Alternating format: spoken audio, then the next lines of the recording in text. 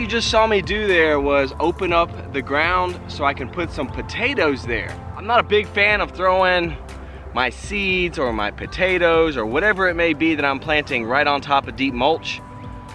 Most of the time it doesn't do very well.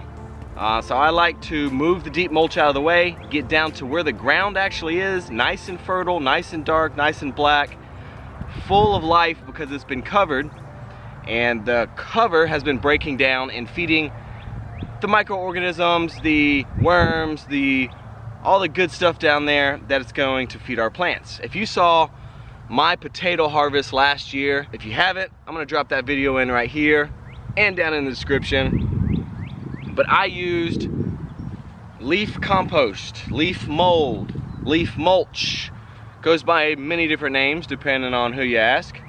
But pretty much just leaves that have sat for a year to 2 years and turn into this really, really dark black goodness.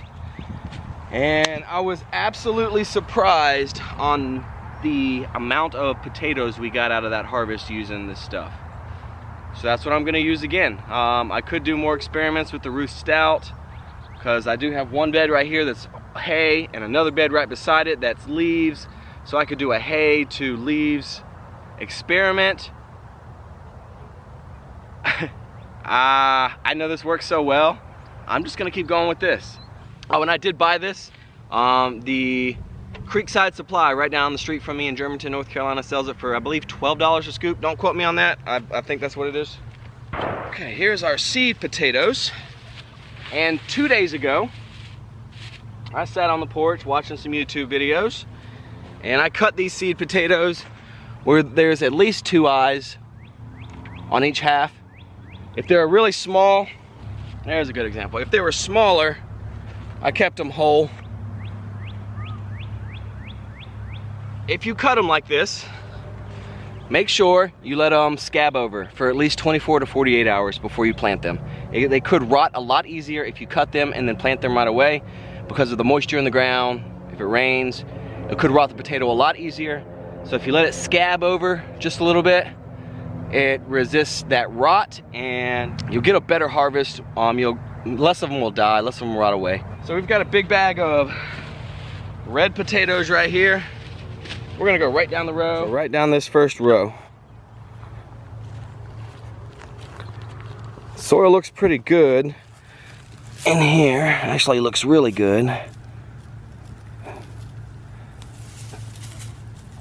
Really good. I think that's previous year's leaf compost also that's really helped. So right here we used wood chips. So that looks a little different right here. We'll see how it does in the middle of the bed. Then we get down to leaves. And this is the first year on these. So the chicken tractor went over it and we covered it with leaves. Do have a few weeds in here we need to pull out. So this soil's not looking as rich. Then we have a row right in the middle and a row on the outside. There's another bed right here. The chickens are working on one up here. So we will fill this bed up next once we're done with this one in front. And when you plant these, make sure the scab side is down. Make sure your sprouts are up. So that's also what you want to think about when you're cutting them also. How am I cutting this to where the sprouts can go up, but the cut side goes down? Now if it's a whole one and there is no cut side, you just want to make sure the sprouts go up. We want to space these 6 to 8 inches apart. The book says 12. I like to always push it closer.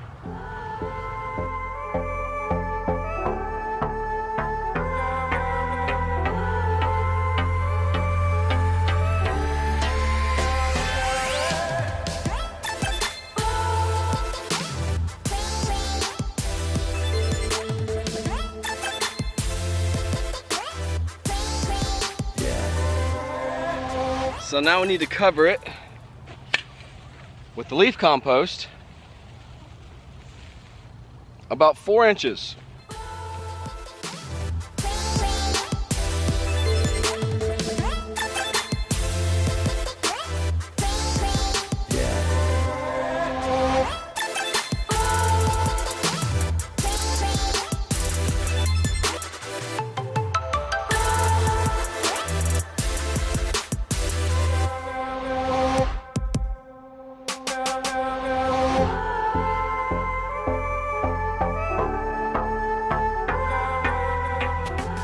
All right, y'all.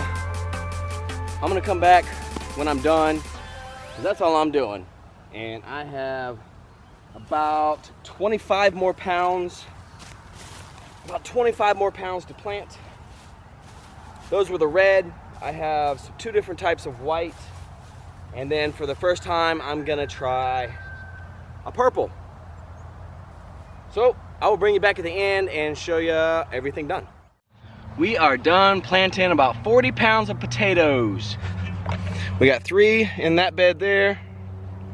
And then we only needed 2 in this bed down here. We covered them with about 4 inches of leaf compost. And in about 2 weeks, 2 to 3 weeks, we'll come back and we'll layer some more on top. The potatoes will have pushed their way through the compost, and we will cover that plant completely up again. And from where we covered it up again, more potatoes will sprout out. Now, I haven't shown you guys what's back there yet. I just did a video on how I put those row covers up. Now let me show you what's in them.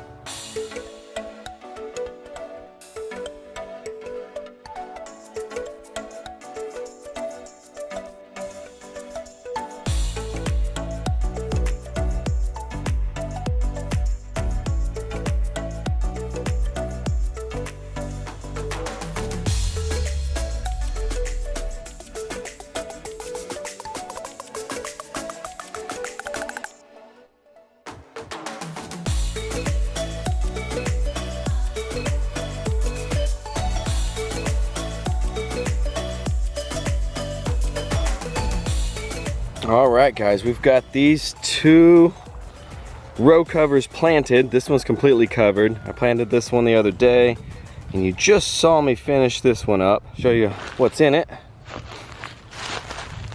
Down here we've got some cauliflower.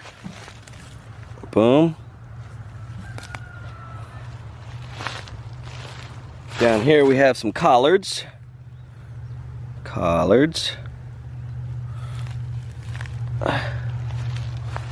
And down here we have some more cauliflower. And now we get into the lettuces. We've got a red lettuce, kind of a speckled. And we've got some romaine.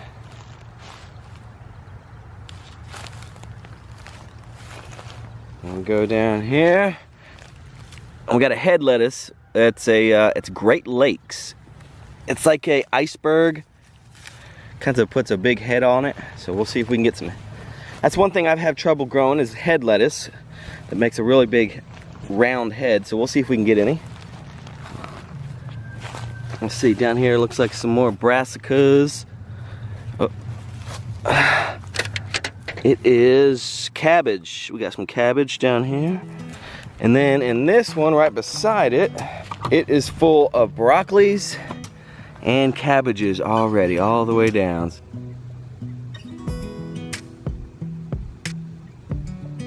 And then the next row over, we got a row of garlics, another row of garlic. Right here, there's nothing in this one yet. Right here, we have a row of beets, and then some beets that are seed starts. And we've got our carrots that are still covered. Give a little peek to them, see if there's any carrots sprouting. Don't see any carrot sprouts yet, we keep moving on.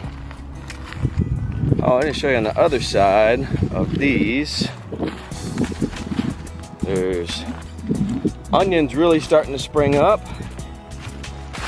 All down, here's onions, and then all the way down, they're starting to spring up. And that goes for this bed and this bed. So this front garden is almost completely planted out. We just got the middle of this bed here because we just planted onions on each side, which they're coming up. So we have the middle of this bed to plant, the middle of this bed to plant. This one's full, this one's full, this one's full, this one's full, this one's wide open. Only a quarter down here.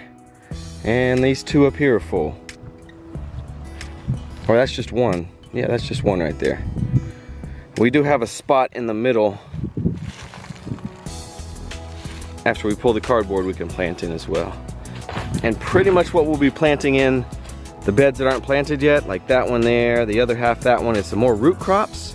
We want to get some beets, some more beets, and some radishes. The radishes only take 25 to 30 days, so they don't take very long. So we don't need to plant those quite yet. But that is what we'll be planting in here. We'll have a big old long bed of radishes in this one. And then if we move on, this in here, and this next week we're going to be getting more cattle panels, attaching them to the T-post, and then planting peas, a lot of sugar snap peas that like to climb and run, and they'll climb and run up those trellises. We're going to be getting some strawberries planted in between these blueberry bushes. We got blueberry bushes up here up front. We also have some aronia berry, aka the choke cherry. We have a couple of those, and we're going to plant some strawberries out here around those. All right, y'all. Thank you very much for watching. If you enjoyed, please smash that thumbs up and subscribe if you haven't. Catch you on the next one.